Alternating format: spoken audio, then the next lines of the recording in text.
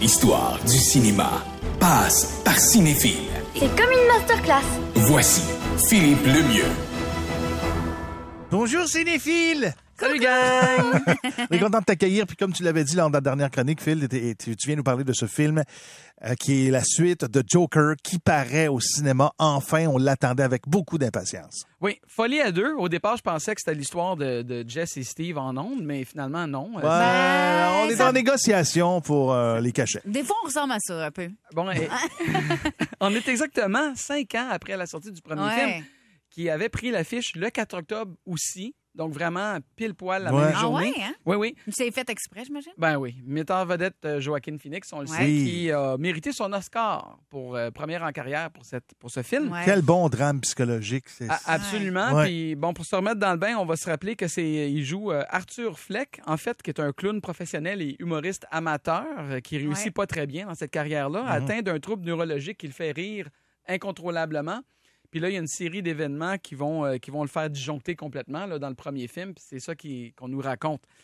Mais là, c'est le deuxième film. Là, à la fin du premier, là, on nous laisse. Il est interné suite à la tuerie qu'il a fait en pleine télé. Là. Ouais. Oui, fait que là, on est rendu où dans ce deuxième film-là? On s'attend à quoi? Ben, c'est vraiment une suite directement. Là. Il est encore interné quand le film commence. Là.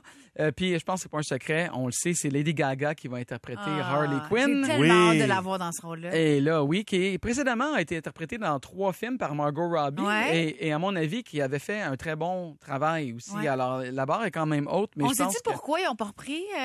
Oui, ben l'univers du Joker est tellement différent de l'univers des super-héros plus traditionnels, je dirais. Tu sais, ils ont vraiment été dans la psychologie du personnage, comme Steve l'a dit, puis je pense qu'ils veulent aller ailleurs. Mais aussi, ils ont décidé d'en faire un musical. Ah, OK. Voilà. Puis, tu sais, bon, Lady Chante Gaga, mal, on Margot le sait. Robbie. Ben non, je dis pas ça, mais OK.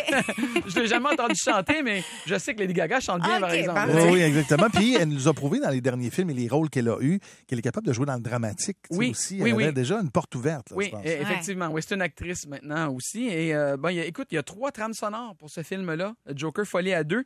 Il y a la musique de Hildur Guðnadóttir, qui est une violoncelliste islandaise qui avait été oscarisée pour le premier film, pour l'écriture de la musique du premier film. C'est important parce qu'il n'y a pas tant de compositrices qui gagnent l'Oscar. Il y en a 4 dans l'histoire de l'Académie quand même. Là. Il y a beaucoup de reprises de chansons connues dans ce film-ci. For Once in My Life, What the World Needs Now. Et le vendredi dernier, Lady Gaga a lancé un album qui s'appelle Harlequin, dans lequel on l'entend chanter Close to You, That's Life, Good Morning, que l'on connaît très bien, qui est dans Singing in the Rain. Puis aussi la chanson Smile, qui était déjà dans le premier film, qui est une chanson écrite par qui? Smile? Oui. Vas-y. Charlie Chaplin. Charlie Chaplin? Oui, c'est une chanson qu'il avait écrite pour un de ses films, qui a été repris à maintes reprises, puis qui se retrouve encore dans ce film. Incroyable. Et là, je veux savoir, parce que c'est des personnages qui existent depuis longtemps quand même. Ils ont déjà été interprétés par plusieurs acteurs. On en a parlé un petit peu. Mais c'est quoi le secret de leur longévité, justement? Écoute, c'est ça, oui. Joker est né en 1940. Ça fait longtemps. Par pas mal les mêmes créateurs qui ont fait Batman. Là. Il est né seulement l'année suivante parce qu'il fallait un antagoniste. Et c'est ça. J'ai l'autre côté de la médaille. Puis il est inspiré d'un film qui s'appelle L'homme qui rit, qui avait le sourire gravé en permanence dans le visage. Cesar Romero l'a joué dans la série télé. On se souvient de Jack Nicholson, Heath Ledger, qui l'a gagné son Oscar aussi. Oui, exact. Pour ce rôle-là, posthume, malheureusement. Là. Jared Leto, puis là, Joaquin Phoenix. Mais c'est des personnages qui ont une telle richesse qui peuvent être interprétés de tellement de différentes façons. Tu sais, le Joker de Cesar Romero, il est très clownesque. Là. On se souvient de la série des années 60, elle était très bande dessinée avec le pif bang pow à l'écran. Oui, exact. Quand Tim Burton arrive avec le Joker Jack Nicholson, on tombe dans la noirceur beaucoup plus expressionniste. Fait que vraiment, c'est des personnages qui se permettent différentes interprétations facilement. Là. Mais à ton œil, à toi, de prof de cinéma, ce serait lequel que tu dis, regarde, celui-là, il y a un côté particulier qui est venu me chercher à travers les Jokers des années. Moi, personnellement, Jack Nicholson, c'est un des forts. C'est mon préféré. Ouais, je dois dire. C'est sûr que beaucoup de gens vont dire que Heath Ledger avait livré une belle performance. Puis je ne suis pas en désaccord avec ça.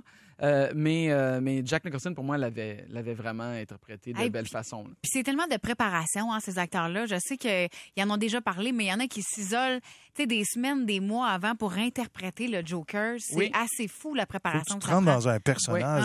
Et c'est beaucoup plus difficile qu'on le pense. sais, rire à journée longue, tout le temps, là, sans arrêt, là, à la fin de la journée, là... T'es brûlé. Puis tu sombres dans presque une dépression parce que tu as tellement été dans une Ouais. extrême toute la journée qu'il faut comme équilibrer un peu les choses. là. Ouais, pauvre, mettons, Ben, sa c'est un peu famille. comme ce que je vis personnellement dans Tout un retour avec Jess. On rit pendant 3 heures, puis après ça, je suis brûlé. Non, là. mais c'est ça, quand on arrive à la maison, on est bêtes comme nos pieds. Puis écoute, en terminant, Harley Quinn, elle a une Ouais. origine intéressante parce qu'elle vient pas des films, elle vient même pas des bandes dessinées.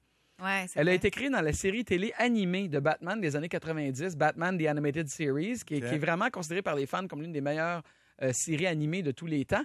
Elle avait été créée pour un seul épisode au départ, pour être comme l'assistante du Joker, si tu veux.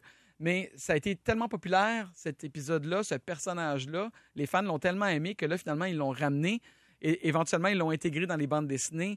Et là, ils ont créé un petit peu son origine, là, où est-ce que, bon, elle était la psychologue du Joker, puis elle tombe en amour avec. Puis c'est un petit peu le syndrome, là, de... tu sais, Oui, ceux qui tombent en amour avec Oui, les c'est ça, mauvais, les méchants. j'ai là. oublié le mot, là, Ouais. mais... Oui, il y a un nom pour ça. mais à l'inverse, dans ce cas-ci. tu sais. C'est pas le syndrome de Stockholm? Oui, C'est pas c'est comme ça qu'on appelle exact. ça? Oui. À cause de la Casa de Papel, je me rappelle. Ouais, merci. Ben, c'est ça, mais c'est comme l'inverse de ça, finalement. Ouais, c'est ça. Et puis là, ben maintenant, tout le monde la connaît aussi bien que le Joker, là, et ça risque de continuer même. Moi, le premier, avec le Joker de Joaquin Phoenix, j'avais adoré ce film-là. Ouais. Vraiment, là, ça avait été un succès, c'est sûr et certain. Puis là, celui-là, il y a certaines critiques qui ont vu, évidemment, le film, qui disent que c'est un peu long. Évidemment, et ça ne rencontre pas nécessairement le Les succès attentes, escompté. ouais. Ouais. Ben, ce qu'il faut Qu'est-ce que pas t'en oublier... penses? Moi, je fais ma propre idée toujours. Là, mais... Ben écoute, c'est ça. Le premier film, faut pas oublier, quand il est sorti, il a été très polarisant. Il y a des critiques qui l'avaient vraiment Démoli. aimé. Aimé. Puis à l'inverse aussi, il y en a Ouais. qui n'avaient pas du tout aimé OK. l'approche qui avait été prise. Fait que le fait que ce deuxième film-ci suscite encore des critiques mitigées, pour moi, est un très bon signe. OK, OK. ouais, t'as raison. Parce que Ouais. ça veut dire ils ont continué à aller ailleurs, puis ils ont osé faire autre chose que le premier film aussi. Le premier n'est pas musical du tout. Non, exact. t'sais- On est dans le drame constamment, puis on vit le personnage là, à travers l'écran. là, Oui, vraiment. puis moi, mon souhait, en fait, c'est qu'il aille dans la psychologie du personnage maintenant de Harley Quinn un peu OK. plus. Parce que la relation qu'elle entretient avec le Joker dans les bandes dessinées est très malsain. Puis c'est quelque chose de presque abusif. Là. Fait que s'ils ont le courage d'aller là-dedans, ils vont vraiment explorer Ouais. quelque chose de nouveau. Puis je pense que ça pourrait être intéressant. Joker Folie à 2, ça sort vendredi, Phil? Ce vendredi, le 4 octobre. Exactement. Allez voir ça. Hey. Cinéma du Carrefour du Nord, Cinéma C'est- Saint-Eustache, entre C'est autres. sûr que moi, je vais aller voir ça. Oui. Grande fan de ce genre de film. Merci beaucoup, Phil. Ça fait Merci, plaisir. Phil. À bientôt. À bientôt.